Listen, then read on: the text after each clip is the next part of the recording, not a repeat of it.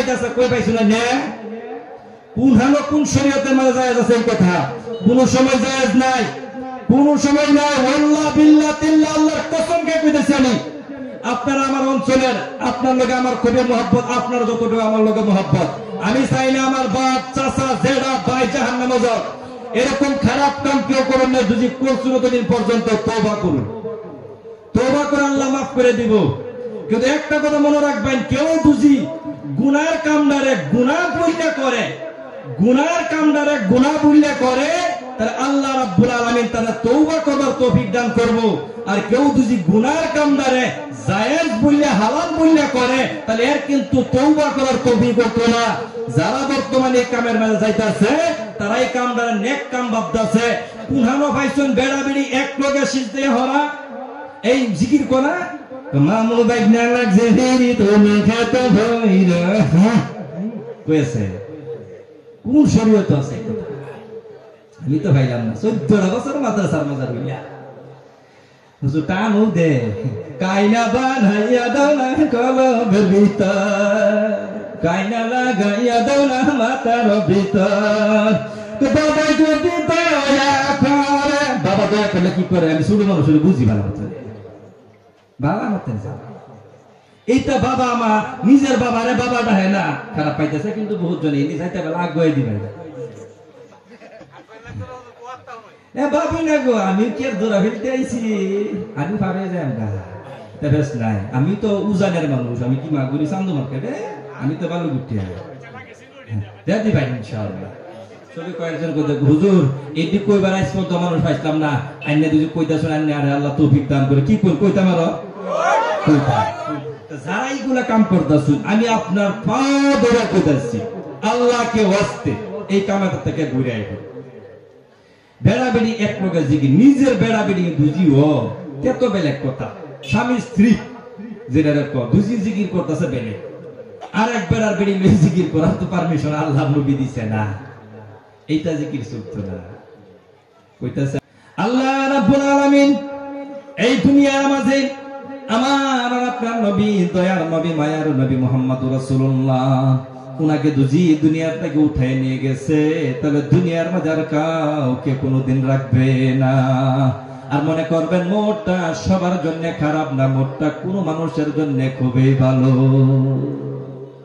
নেককার বান্দার জন্য খুবই ভালো এই জন্য মানুষ মারা যাওয়ার পর কবর দেওয়ার মাঝে জলদি করা লাগে সালায়া যদি নেককার বান্দা হয় তাহলে দুনিয়ার মাঝে কেন থাকবে জলদি যাও কবরের মাঝে জান্নাতের মাঝে যাও আর যদি গুনাহগার তাহলে তোমাকে নিয়ে আমরা কেন বুঝা বাইব তোমার আযাবটা যদি আল্লাহ দুনিয়ার মাঝে দিয়ে দে যাও তুমি কবরের মাঝে আযাব শুরু হয়ে যাও বাপজান ভাইজানেরা গো আল্লাহ রাব্বুল আলামিন আমাদেরকে কেউ ছাড়বে না আলিম আছেন আপনাকে হিসাব দিতে হবে আপনি যদি মুহাদ্দিস হন আপনাকে হিসাব দিতে হবে আপনি যদি নেতা হন আপনাকে হিসাব দিতে হবে আপনি যদি মসজিদের প্রেসিডেন্ট আপনাকে হিসাব দিতে হবে আপনি যদি বাড়ির সবথেকে বড় গার্জিয়ান তাহলে আপনাকে হিসাব দিতে হবে সমস্ত গার্জিয়ানকে আল্লাহ কাল কিয়ামতের জিজ্ঞাসা করবে আপনার সন্তান নামাজ পড়ছে না আপনার মেয়ে নামাজ পড়ে না আপনার মেয়ে পর্দায় থাকে না আজকে বাবা আর ভাই এমন হয়ে গেছি আমরা যাদের ভাই আর বাবার সম্মুখে বাড়ির একজন মহিলা বেপরদায় ঘোরাফেরা করে আমরা লজ্জাও লাগে না শরমও লাগে না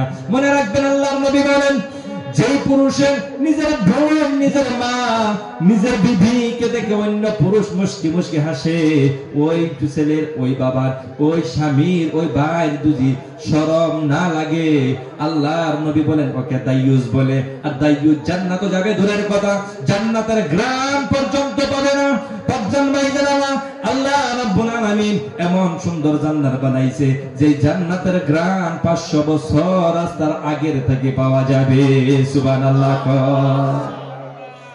এই মত থেকে বাঁচতে পারবেন না এই মতের জন্য আল্লাহ রাব্বুল আলামিন কিছুদিনের জন্য আমাকে আপনাকে দুনিয়ার মাঝে পাঠাইছে কিছুদিন যদি আপনি আমল করেন এই দুনিয়ার মাঝে দুনিয়াটা হচ্ছে আদ-দুনিয়া মাজরাতুল আখিরাহ এই দুনিয়া হচ্ছে আখিরাতের খেতি আপনি যেমন আমল করবেন সেই আমলটা আপনি নিয়ে যাইতে পারবেন আপনি ক্ষেতের মাঝে ধান করছেন গেহু কাটতে পারবেন না গেহু করছেন ধান কাটতে পারবেন না এমন মনে রাখেন আপনি দুনিয়ার মাঝে নেক কাম করছেন এই নেকিটা আপনি জান্নাতের মাঝে পাইবেন এই দুনিয়ার মাঝে আপনি গুনার কাজ করছেন তাহলে গুনাহটাই আপনি আখিরাতের মাঝে পাইবেন আর একটা কথা মনে রাখবেন গুনাহ হয়েছে দুই প্রকার একটা হচ্ছে হুকুকুল্লাহ আর একটা হচ্ছে হুকুকুল ইবাদ। একটা হচ্ছে হুকুকুল্লাহ, আল্লাহর হক আল্লাহ ক্ষমা করতে পারে। আপনি নামাজ পড়েন নাই, আপনি রোজা রাখেন নাই, নামাজ পড়ছেন, কাজা করছেন, রোজা আদায় করছেন, আদায় করে আপনি তওবা করলে আপনাকে ক্ষমা করে দিবে। কিন্তু আপনি যদি কোন বান্দার হক মাইরা খাইছেন আর আল্লাহর কাছে যদি ক্ষমা চান, কিয়ামত পর্যন্ত আল্লাহ আপনাকে ক্ষমা করবে না। যেই বান্দা টাকা পয়সা মাইরা খাইছেন ওই মানুষটার কাছে আপনার ক্ষমা চাইতে হবে। কোন মানুষের জমিন যদি আপনি মাইরা নিয়ে নিয়েছেন তাহলে ওই মানুষটার কাছে আপনার ক্ষমা চাইতে হবে। আমরা কিন্তু বর্তমান কাটিং নষ্ট ক্ষেতের মধ্যে সব থেকে বেশি। আমি ছোট বেলা যদি বন্ধ গেছি, সোরা বন্ধ গেছি, ফুচি বন্ধ আইছি তো না, ওখানে আইনা বেশি সময় নেই। এই লাইন দেখতাম এর মুড়া মুড়া হুজুর, এই ট্রাক চালায় যাম যাইব, ওখানে গেলে ফুল চিরাতের ফুল বানিয়ে এলছি জমাতো যা নমাজও পড়ে আবার লিংডি মেরে দুই সাইডে দুইজনে লাইন ছাড়াইতেছে। এর আমি নাম দিছি কাটিং মাস্টার। কাটতে কাটতে এমন বানাইছে লাইনটারে, এটা ফুল চিরাতের ফুল হয়ে গেছে না। আটটা জাম জানা এবার গেলে ইন্দা পড়ে যাবে, ইন্দা গেলে এবার পড়ে গেছে বেরসা। কথা নি মাটি বেড়ে আনছিলেন নে কই যাবেন মাটি লয়ে হাইয়া কবরের বাজার আইনে কি কয়েক বিঘা মাটি লয়ে কবর দেব গো। এই যে বাপ দাদা যেতে হয়ে গেছি আমরা তো দেই না, হনে বাপ দাদা কবরস্থানে মাটি যেতে হয়ে গেছি, এর লেগে তো আমরা জান বেঁচে গেছে। যদি আমরা যদি কবরস্থান বানাবেন লাগে যদি সবাই ঘরের থেকে গেলা এক লোক মাটি দে কয়জন বাইরে 500 বাইরে না কোথা মইরা গেলে লাগে ফুটিতে গুল জব জব কিলো হইরে ভালাই তুই দিব। দুদিন বন্ধ করে না তো এমনি গারবো, হ্যাঁ দুদিন বন্ধ করে এমনি গারবো। বাপ দাদা যেতে হয়ে গেছে দেখে এখন আমরা হইতে পারতাছি। আপনি কত 100 বিঘা মাটি, আমার বাবার তো বহুত মাটি আছেন সবাই জানেন, কয় বিঘা মাটি লয়ে গেছে কবরের মাঝে। এই 3.5, আপনারও 3.5, ছোট বাচ্চারও 3.5। এই কবরে মেজাল লাগবো, কিছুদিন যাইব কবরের উপর মাটি ফালবো, ফাইলে হায়দ্রাবাদে আর একটা হতাইব। ওই কের অহংকারী আপনার, টাকার অহংকারী গরম। আল্লাহ যদি ভুলাইয়া পারে মাঝে ফালাই দিব, প্যারালাইজ দেখাই যা, সুগার দিয়ে খাওয়া বন্ধ করাই দিব। একটা মানুষ দেখবেন জীবন ভরা কাম করতেছে, কষ্ট করতেছে, চাকরি করতে করতে চাকরির কাল শেষ হয়ে গেছে। যে সময় খাইবার সময় হয়েছে আল্লাহ এই সময় আস্তে হারে বেমারটা দিয়ে দিছে সুগার। দেখাইরা ঘরের মাঝে বসে খাইবার লাগে জিজামায় খাইয়া কুটতেছে, বেইনে খাইতেছে, বেয়ে খাইতেছে, আর বেয়ে এতিমের মতন বই রয়েছে। কি লোক না কইরা বন্ধু হচ্ছে আল্লাহ